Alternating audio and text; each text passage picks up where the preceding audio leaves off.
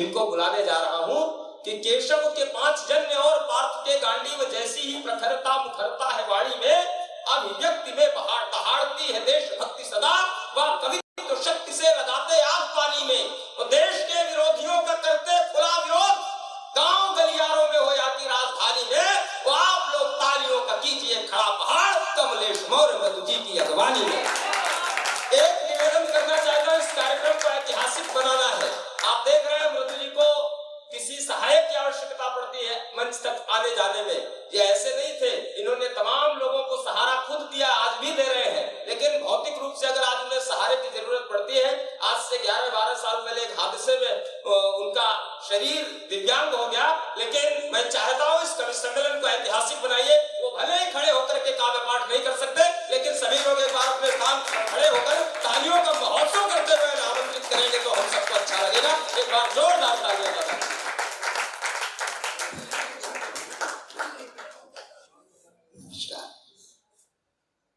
समय 8 तक 9 बजने में 15 मिनट है शेष। वाह। समय 8 तक 9 बजने में 15 मिनट है शेष। ऐसे में कविता पढ़े कैसे मृदु कमलेश।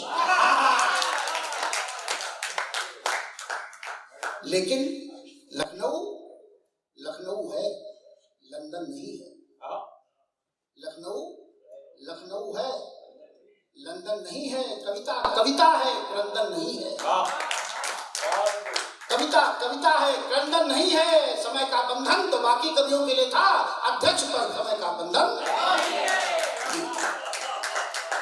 तो और अगर व्यवस्था पक्ष की ओर से कोई बंधन होगा तो मैं उनसे विनम्र निवेदन कर लूंगा। मैं संगीत नाटक अकेडमी का 3 वर्ष तक सदस्य रहा हूँ, तो अभी इतना कम से कम वो मेरा सम्मान करेंगे, हमारे लिए हमारा जरूर समय देंगे।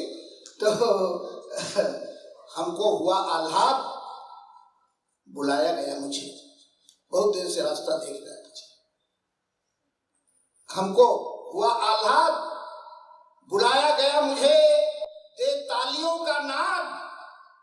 बुलाया गया मुझे, दे तालियों का नाद।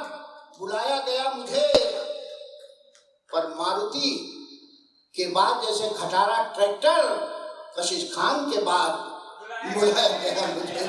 कशिश खान के बाद बुलाया गया मुझे।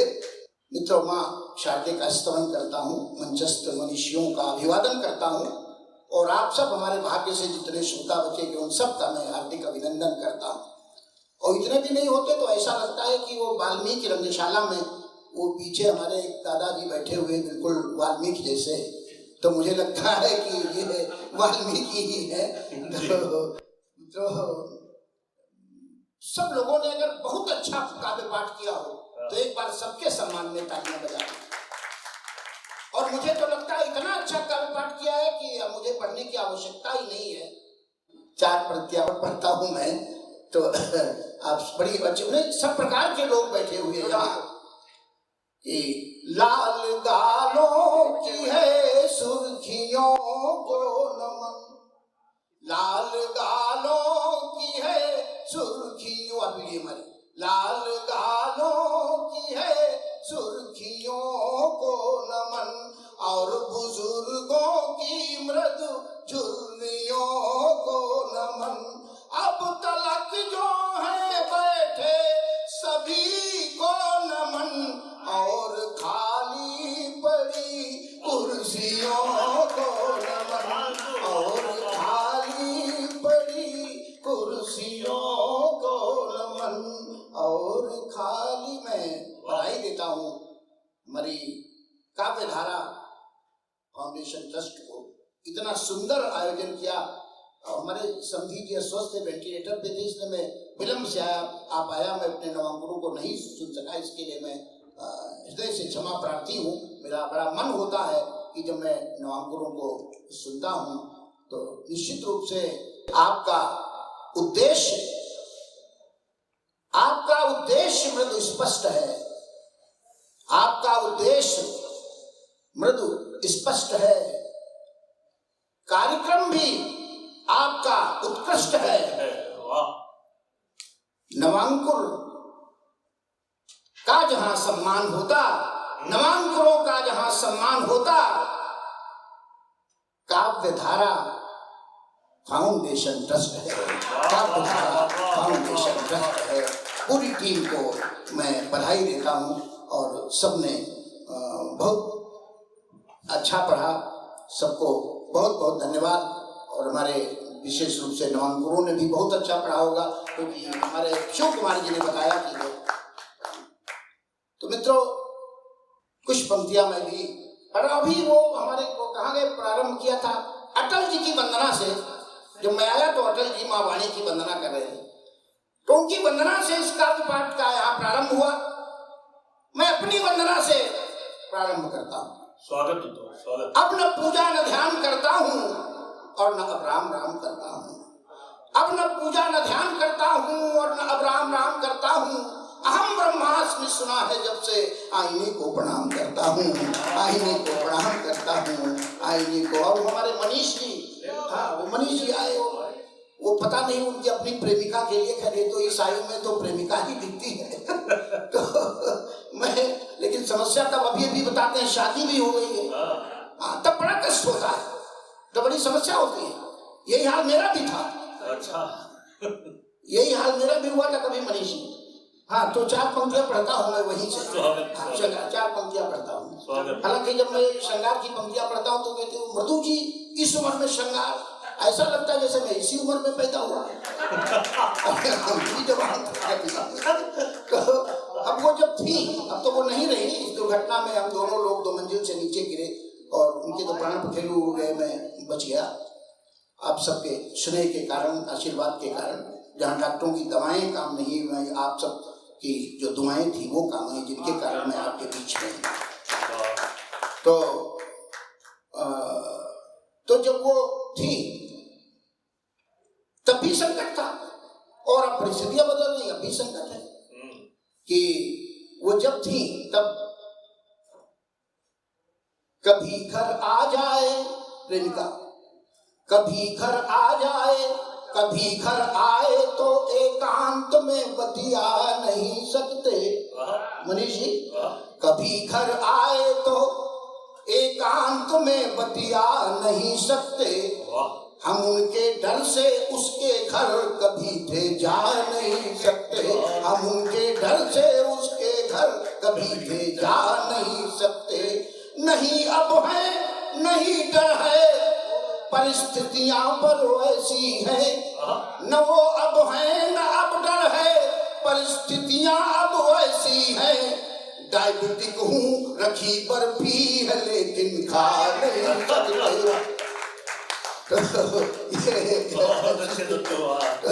लेकिन मन तो करता है श्रृंगार लिखने का।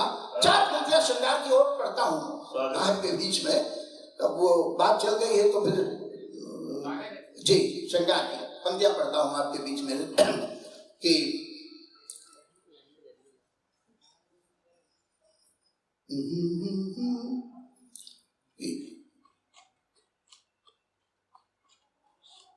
रात ही रात हो केवल सुनहरा प्रार्थना पहुँचे। रात ही रात हो केवल सुनहरा प्रार्थना पहुँचे। कई दिन तक अगर उन तक हमारी बात ना पहुँचे। आप सबको भी कभी ऐसी उलझन होती हो तो बताना। कई दिन तक अगर उन तक हमारी बात ना पहुँचे। अनूठी उपमा दी, अगर लगे आपको एकदम अनूठी है तो आप सबका समर्थन चाहिए। कई दिन तक अगर उन तक हमारी बात ना पहुँचे तो होती इस कदर उलझन किसी से कह नहीं सकते। तो होती इस कदर उलझन किसी से कह नहीं सकते। वो जैसे पीठ में खुजली वहां तक हाथ ना पहुँचे। वो जैसे पीठ में खुजली वहां तक हाथ ना पहुँचे। और 4 पंक्तियां और श्रृंगार की पढ़ता हूँ कि तेरी, इसमें भी एक बिल्कुल नई अछूती उपमा आपको मिल जाए तो सम्मान करिएगा। कविता, तेरी खातिर प्यार, मनीष सुनना, तेरी खातिर प्यार का नया स्टाइल बन जाऊंगा। तेरी खातिर प्यार का नया स्टाइल बन जाऊंगा।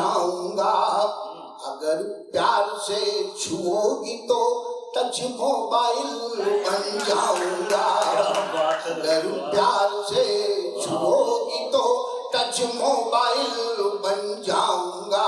और गर हमास सी कातिल नजर ने कत्ल किया मेरे दिल का, तो छोड़ूंगा नहीं तुझे मैं इजराइल बन जाऊंगा। तो छोड़ूंगा नहीं तुझे मैं इजराइल को। आकाश जी कहाँ से? हाँ आकाश जी, हाँ आकाश जी को मैं सुन रहा था, लेकिन बस गड़बड़ क्या है कि आप सामने से सुन रहे थे, मैं पीछे से सुन रहा था। तो हाँ वो चले गए, लेकिन आप अभी तक जो है मुझे याद है वो जब पढ़ रहे थे तो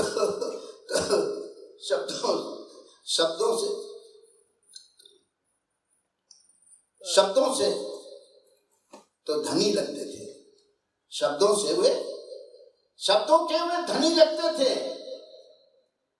शब्दों के वे धनी लगते थे, कविताओं से फनी लगते थे। शब्दों के वे धनी लगते थे, कविताओं के से फनी लगते थे। आगे से आकाश शरीफ थे, पीछे से चांदनी लगते थे, पीछे से चांदनी लगते थे। और वो कितना बढ़िया, वो नेहा ने जब बेटियों पर गीत पढ़ा कि क्या वो दुहाई मुझे बचा लो, लेकिन मित्रों बेटियों को खतरा केवल गर्भ में ही नहीं, बेटियों को खतरा कहाँ कहाँ है। 4 पंक्तियां पढ़ता हूँ, एक क्षण पढ़ता हूँ मैं आपके बीच में, बेटियों को कहाँ कहाँ खतरा है सुनिएगा। कि गर्भों में बेटी की हत्या न हो, डॉक्टरों के करों से भी बेटी बचाओ। गर्भों में बेटी की हत्या न हो, डॉक्टरों के करों से भी बेटी बचाओ। और जो आज की सबसे बड़ी समस्या है, गर्भों में बेटी की हत्या न हो, डॉक्टरों के करों से भी बेटी बचाओ। और बेटी बड़ी जब होने लगे, बड़ों की नजरों से भी बेटी बचाओ। बेटी बड़ी जब होने लगे, बड़ों की नजरों से भी बेटी बचाओ। और दामिनियां न हो देशों में दंशित, तो बेटी चढ़े न दहेज की बेटी पे, ऐसे घरों से भी बेटी बचाओ। बेटी चढ़े न दहेज की बेटी पे, ऐसे घरों से भी बेटी बचाओ। और दामिनियां न हो देशों में दंशित, नीचे नरों से भी बेटी बचाओ, नीचे नरों से भी बेटी बचाओ, नीचे नरों से भी बेटी बचाओ। लेकिन बेटियों से, इस देश की नारियों से भी एक निवेदन करना चाहता हूँ, इस वाल्मीकि रंगशाला के मंच से, इस काव्य धारा फाउंडेशन ट्रस्ट की तरफ से, जिसने इतना बढ़िया कार्यक्रम सजाया, संवारा, युवा पीढ़ी को जो दिशा देने का काम कर रही है ये संस्था, तो अपनी देश की नारियों से, बेटियों से 4 पंक्तियां और निवेदन करना चाहता हूं मैं कि नारियों व्यर्थ बनाओ सिंगार संवार, न काम कला दिखराओ। नारियों व्यर्थ बनाओ सिंगार संवार, न काम कला दिखराओ। और भोग्या नहीं तुम व्यक्ति की शक्ति, बनो देशभक्ति के भाव जगाओ। और पत्नी बनो तो रत्नावली सी, फिर भारत में तुलसी उपजाओ। और माता बनो तो शकुंतला सी, शिशुओं से ही सिंह के दांत गिनाओ। माता बनो तो शकुंतला सी, शिशुओं से ही सिंह के दांत गिनाओ। और आज जो ये कैंडल मार्च, पता नहीं किसने हमें कैंडल पकड़ा दी हाथ में। अरे हमारे यहाँ तो अगर बेटियों का अपमान होता था, नारियों का अपमान होता था, तो हमारे यहाँ तो महाभारत होता था, लंका जलाई जाती थी। आज हम कैंडल दिखा रहे हैं और मांग क्या कर रहे हैं, उनको प्राणदंड दिया जाए, मृत्युदंड दिया जाए। मृत्युदंड उनके लिए कोई सजा नहीं है। मृत्युदंड तो तमाम मामलों में हुआ, लेकिन आज तक के कृत्य रुके नहीं। सजा तो वो दे दी जानी चाहिए, अगर लगे यही सजा ठीक है। 4 पंक्तियों में समर्थन करिएगा कि मृत्युदंड के लिए तो, मृत्युदंड इनके लिए कोई सजा ही नहीं, इनकी तो दोनों आंखें फोड़ देना चाहिए। मेंढी की तो दोनों आंखें फोड़ देना चाहिए और लात घूसों लाठियों से मार मार कर फिर हड्डियों पसलियों को तोड़ देना चाहिए और लोहे की सलाखों को गर्म कर लाल लाल एक एक अंग में घचोड़ देना चाहिए और फिर उन घावों पे छिड़क के नमक फिर उन घावों पे छिड़क के नमक तड़पने हेतु सड़कों पे छोड़ देना चाहिए फिर उन घावों पे छिड़क के नमक और अंत में 3 मिनट की एक रचना पढ़ते हुए और अपनी वाणी को विराम देना चाहता हूँ। धन्यवाद। 3 मिनट की एक रचना क्योंकि मैं अपनी पहचान की एक रचना पढ़ना चाहता हूँ। मित्रों, मैं सीतापुर से आया हूँ जहाँ कैप्टन मनोज पांडे कभी कारगिल के युद्ध में बलिदान हो गए। बात बेटियों से तक पहुंची है तो एक ऐसे परिवार की झांकी आपके सम्मुख प्रस्तुत करते हुए जाना चाहता हूं मैं कि जिसका इकलौता बेटा शहीद हो गया, इकलौती बहन उसकी घर में है और जब सीमा से समाचार आता तो उस परिवार की क्या स्थिति होती है। 3 पंक्तियों की एक रचना, 3 मिनट की एक रचना पंक्तियों कि भैया हो गए शहीद कारगिल से जब समाचार आया, भैया हो गए शहीद कारगिल से जब समाचार आया, बहना ने अम्मा बापू को जाकर संदेशा पहुंचाया। अम्मा बापू सुन बिलख उठे, बोले तेरा भाई चला गया, अब किसको राखी बांधेगी लिए सूनी कलाई चला गया, अब किसको राखी बांधेगी लिए सूनी कलाई चला गया। बहना बोली मारो मत, भैया ने फर्ज निभाया है, दे जान आन भारत की रखली माँ का कर चुकाया है, दे जान आन भारत की रखली माँ का कर चुकाया है।